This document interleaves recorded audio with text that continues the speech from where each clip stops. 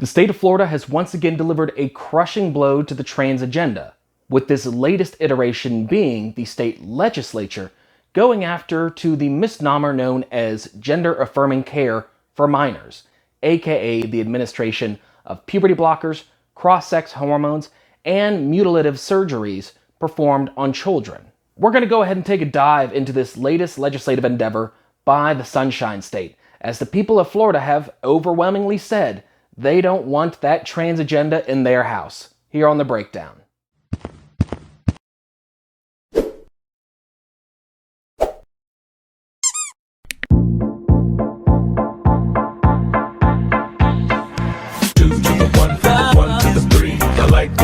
And I like good trees. Smoke so much weed you wouldn't believe. And I get more ass than a toilet seat. 3 to the 1, from the 1 to the 3. In life, it feels as though there's a few things that you just can't seem to beat. Like Mortal Kombat 2's predictive and ridiculously cheap AI. Or your meat in November. Unless you're one of those coomers.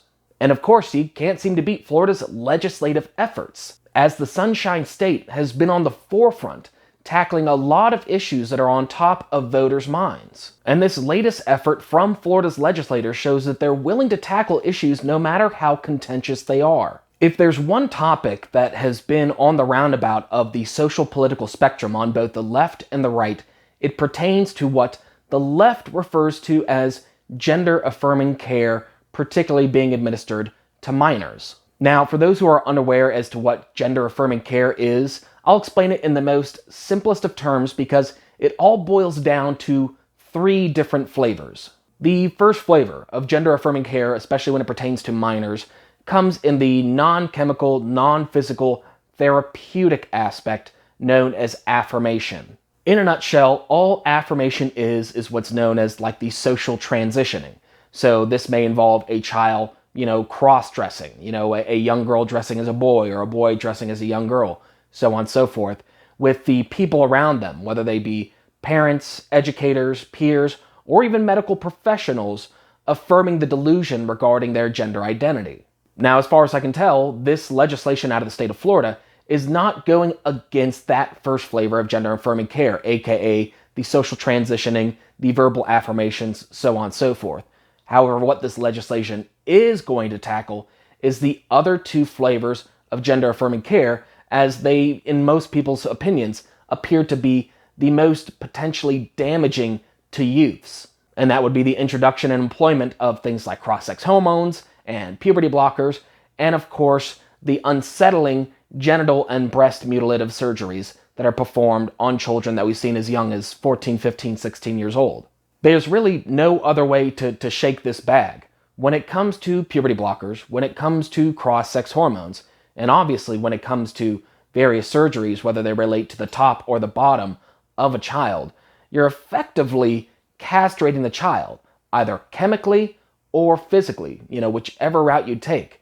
And both of those endeavors, whether they involve the puberty blockers, the cross-sex hormones, and of course the surgery itself, those introduce physical and chemical dilemmas to the body that simply cannot be fully reversed, especially when you go down the route of the mutilative surgeries. Now, at the end of the day, the broader population within this country and elsewhere have acknowledged that children are not really good at making very drastic, life-altering decisions. Like a 14-year-old kid can't go out and get themselves a tattoo, even if they have their parents' permission.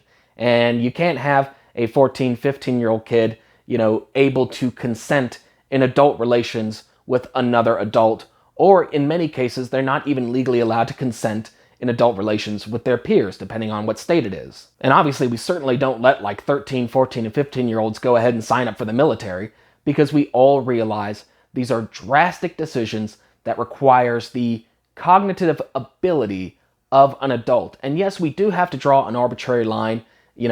Admittedly, not all 18-year-olds are bright, or 19-year-olds, or 20-year-olds, or 21-year-olds, and so on and so forth. But a line in the sand has to be drawn, and we as a country have collectively drawn the line in the sand at 18 years old equals adult. Heck, when you're 15, 16, 17 years old, you're not even legally allowed to go purchase yourself, a 6-pack of beer or get yourself a pack of cigarettes. But in a handful of states, you had medical professionals green lighting extremely invasive medical procedures on children, up to and including mutilative surgeries performed on their genitals or breasts, therefore adversely affecting them for the rest of their life, possibly castrating them even if they only went the route of, chemicals like puberty blockers and cross-sex hormones. Like, that's how crazy the times have come. You could have a 16-year-old girl go and get their breasts chopped off because they feel like it, because they have a sense of body dysmorphia, but they can't go get themselves a six-pack of beer. There's something really, really wrong with that. And obviously, no, I'm not advocating for 15 and 16-year-olds to go purchase beer. I'm just trying to point out the absurdity of it all.